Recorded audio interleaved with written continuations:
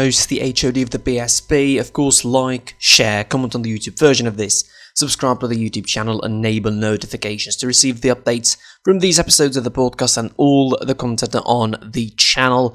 Welcome to episode 2 of season 2. Thanks, of course, for the 1k as usual, and help us overtake that. Let's reach 5k, 10k maybe by the end of this season. Hopefully, I'll be pretty active until then to do so. Follow us on Instagram, on Twitter, the links in the description, the names are on the screen, and of course we're available on Spotify and all other podcast listening platforms. You can listen there. Welcome, ladies and gentlemen, and join us.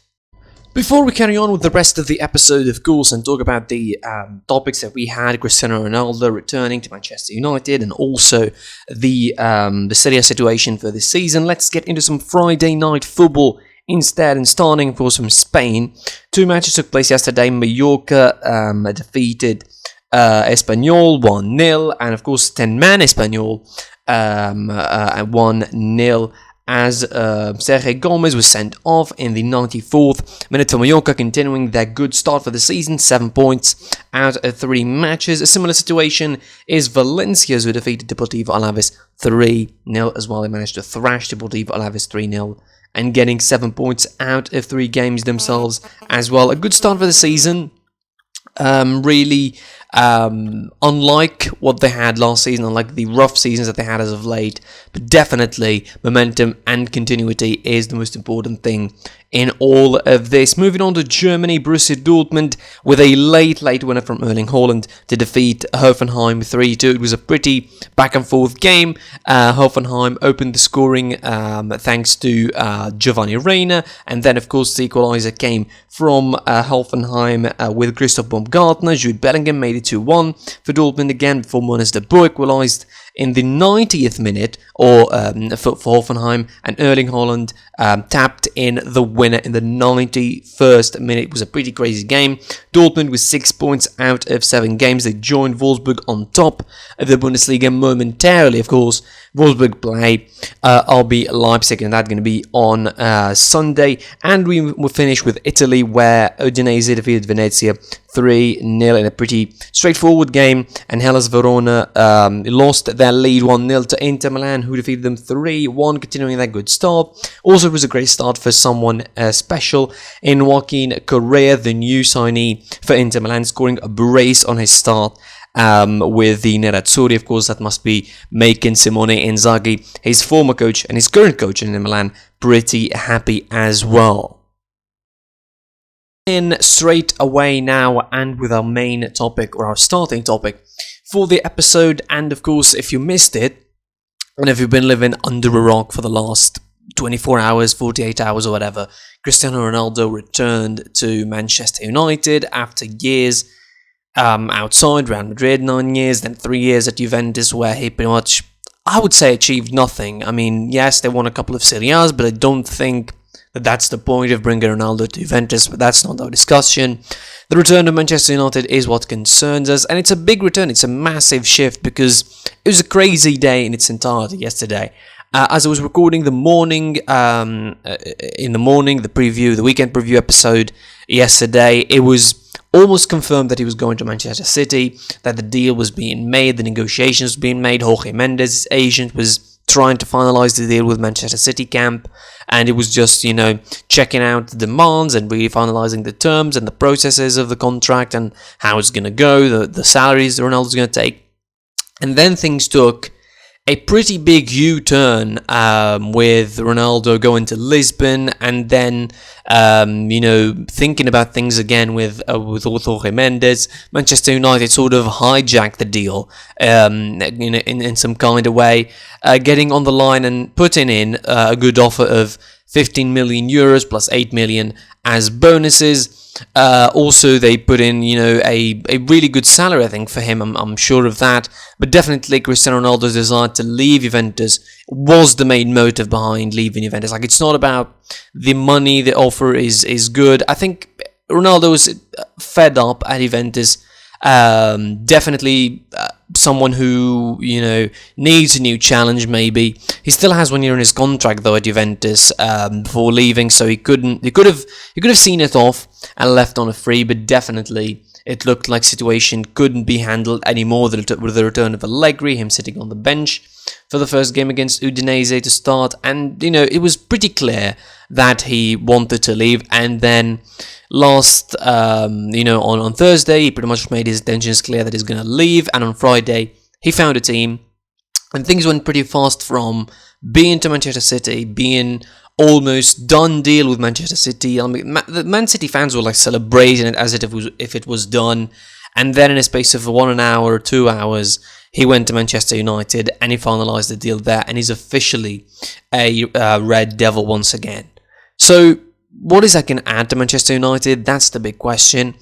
Obviously, it doesn't need an astronaut. It doesn't need an atomic bomb scientist to tell you that Cristiano Ronaldo, the one who's returning now to Manchester United, isn't the same guy that you let leave, 12 years ago to Real Madrid in 2009.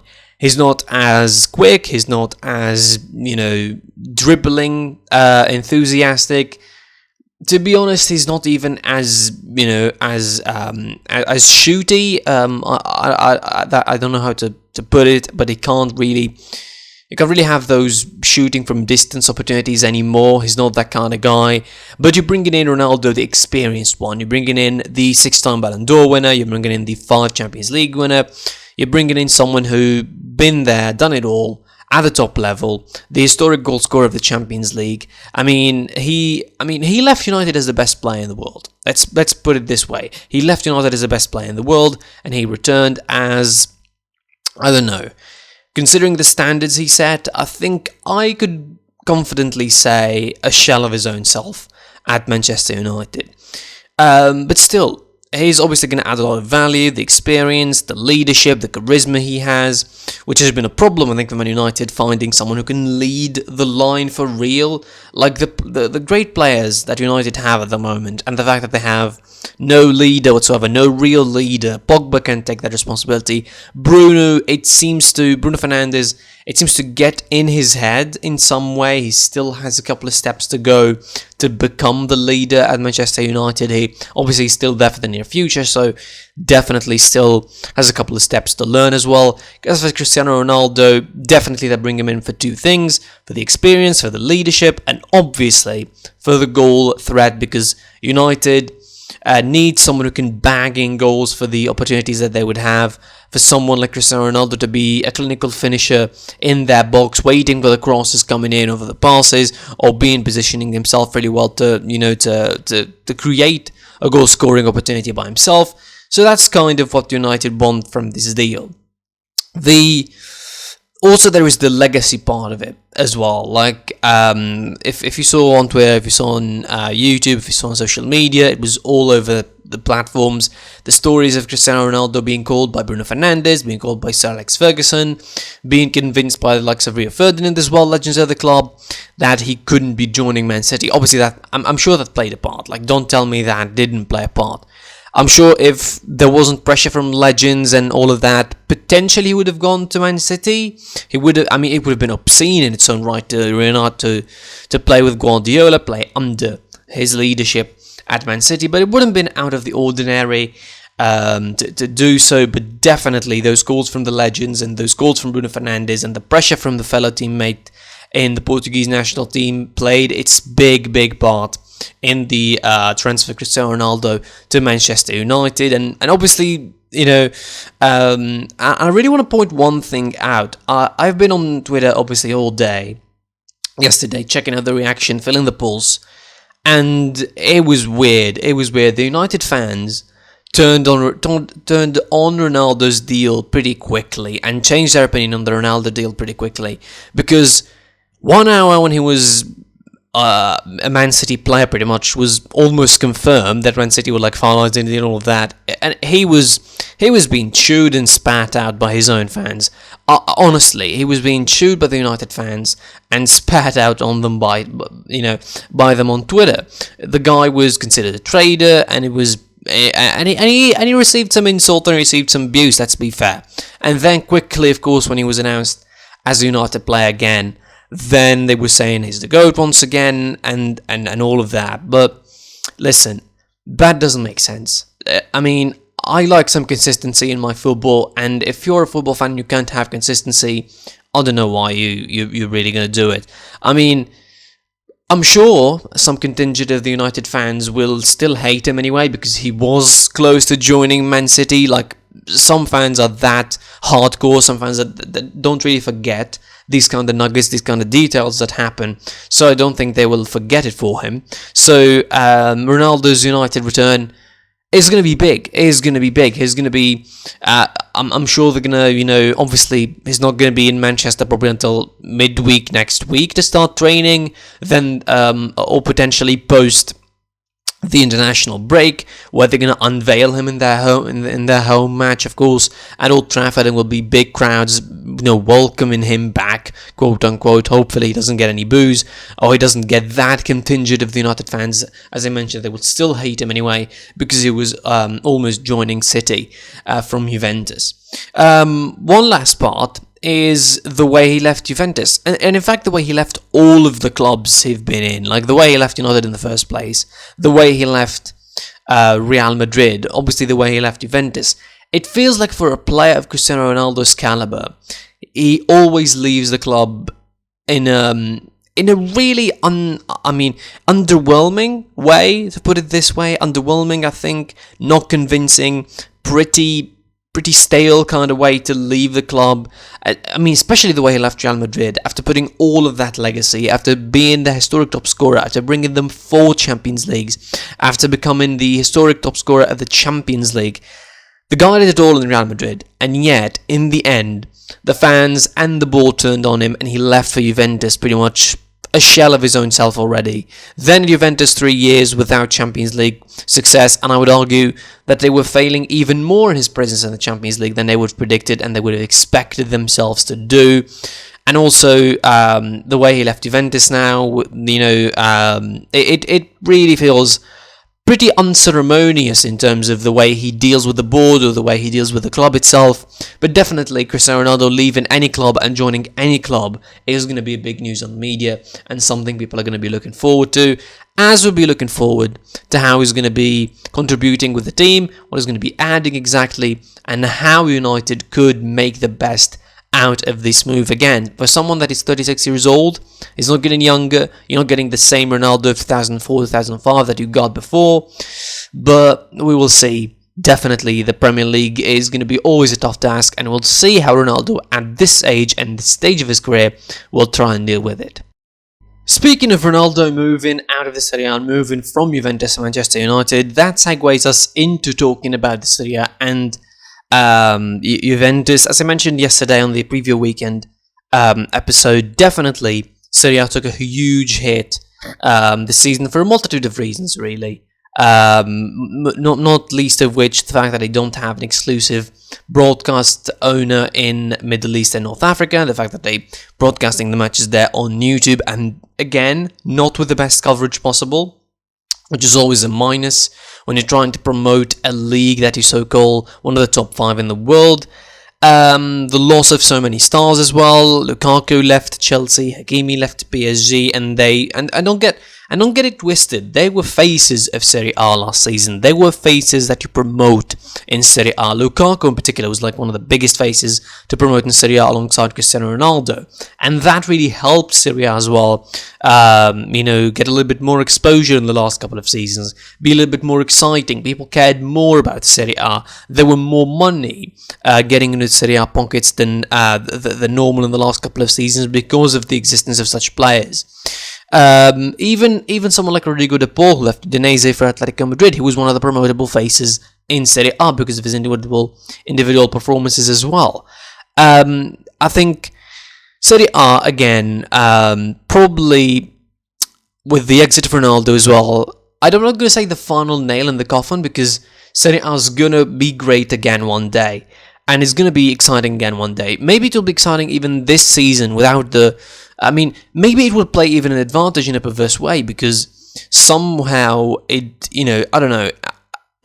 doesn't put pressure on the clubs as well. Like, they know anyway that, the league isn't cared about anymore, so they're going to be like free to sort of show themselves what they have, and really maybe show people what they're missing, people who maybe we'll find some way to watch Serie A this season. But definitely, Serie A this season has fallen in the pecking order in terms of the big leagues, and you could argue that that was the problem for the Bundesliga. But for the Bundesliga, it's different. The Bundesliga knows how to treat itself.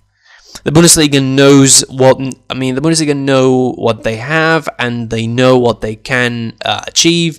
They know their value, I think. They know that people are not that exactly excited about it, particularly since the Bayern domination era started in 2012, really. Everybody knew that this league is not going to be watchable anymore, probably, and with the first, second, third title in a row, Bayern Munich, the Bundesliga became, I'm not going to say less and less popular, but certainly less and less attractive for people because of the fact that Bayern wins it year in, year out. The same thing could be said about Serie A, in fact. 9 years Juventus won it as well, or 8 years. And they've been there, they've done it all, they did what they have to do, and they dominated the league, but still, because of their European sort of success, getting to the final of the Champions League, Serie A still had enough exposure to make up for that domination, to make up for that lack of competitiveness. Because if we're going to look at it from an actual competitive perspective, all the leagues in Europe are non-competitive at a certain point. Even the Premier League, but the only thing is that the Premier League knows how to market itself. The Premier League is not the most competitive, but the Premier League is the most marketable. They can market every match, they can market every game, they can market every derby, as small as it is, as local and niche as it could be. They still know how to promote it to the worldwide audience to make it a main event piece and a main event attraction. Serie A doesn't have that luxury. Serie A can promote you, for example, the derbies between Torino and Juventus, as big as they are in Italy. They can promote you sometimes the Roma derbies, as big as they are in Italy. The Lazio-Roma derbies, one of the fiercest derbies in Europe. They don't know how to promote it, unfortunately, to the worldwide audience. They don't know how to promote the Roma-Juventus games, the Inter-Roma games, the Milan-Roma games. All of those games that I mentioned, although big game feels, and at a certain point of history in the early 2000s, maybe, in the late 90s, they were pretty big attraction. Serie A, don't get it wrong, Serie A in the early 2000s was like the biggest league possible. If you're talking about La Liga with Cristiano Ronaldo and Messi, you didn't watch apparently Serie A in the early goings in the early 2000s, when Milan were in the Champions League final, Juventus were in the Champions League final, Inter Milan were reaching Champions League final, semi-finals, and it was this unbelievable competitiveness between the three of them, of course, before the whole Calciopoli and the playing with the results kind of thing, and Juventus getting down to the second division, which really affected the reputation of Serie A. I mean, at least Juventus and themselves were rejuvenated, were revitalized, and I mean, something like that could have ended a team. I mean, things like these could dissolve a whole club and a whole football club in other countries and in other societies, but Juventus, they have to be thankful for them that they found themselves up again and won 8 trophies in a row for Serie A. The point is, at a certain point of time, Serie A was the most important league in the world. And at this point of time, it feels like the least important league in the world. And again, there's no bigger metric, I think, for that than the fact that they didn't have a broadcasting right deal in the Middle East and North Africa. And the Middle East and North Africa, by the way, for those who don't know, is a big market. It's a big market. It's about 700, 800 million viewers, 800 million potential viewers. And it's not just that, it's one of the most hardcore markets of football ever. Like, we're football enthusiastic here in North Africa and the Arab world, and in Tunisia in particular, where I'm talking. We're football enthusiastic. We want to watch Serie A. We have Inter Milan supporters, we have Juventus supporters, we have Milan supporters, we even have Roma supporters.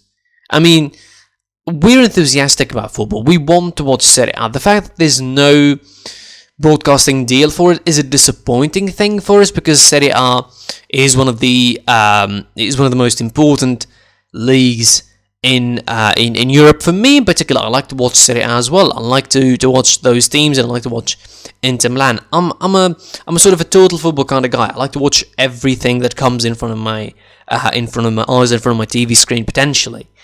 Again, the fact is, Serie A feels now like the least important league of them all, and feels pretty neglected in terms of the pecking order, and that's a shame, really. I prefer that I really prefer that I watch all the leagues that I want on one set of channels. I mean, obviously, beIN Sports is like the exclusive broadcaster for the Premier League, the Spanish league, the Liga, and now, of course, obviously they're going to shift their focus to the League and with Messi being there in PSG, and they're already doing that. They're promoting the heck out of PSG matches, of course, Lionel Messi from the center. So I really prefer that, that all those big leagues are on one set of channels instead of me going and trying to subscribe to the different channels and pay money in different ways to try and watch those matches. But again, for me, I think my ultimate opinion is Serie A this season lost or is going to lose a lot of its shine in terms of marketability, but definitely footballing wise and actual excitement on the pitch, I don't think that they're going to lose that. I think it's going to be as great as always.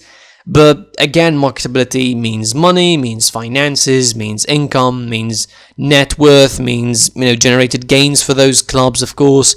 And Serie A overall didn't do much in terms of the transfer window. There wasn't that big of a deal made for the likes of Juventus, Inter Milan, AC Milan. There wasn't those big deals. Yes, AC Milan made a couple of deals, but they weren't that bombastic. There wasn't that much buzz about him.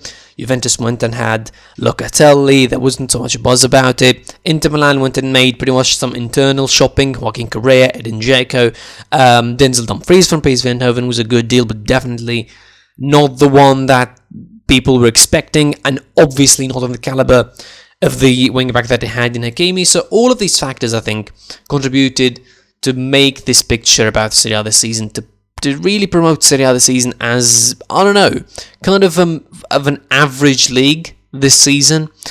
People, obviously, I'm sure that the metrics are going to appear and the statistics are going to appear.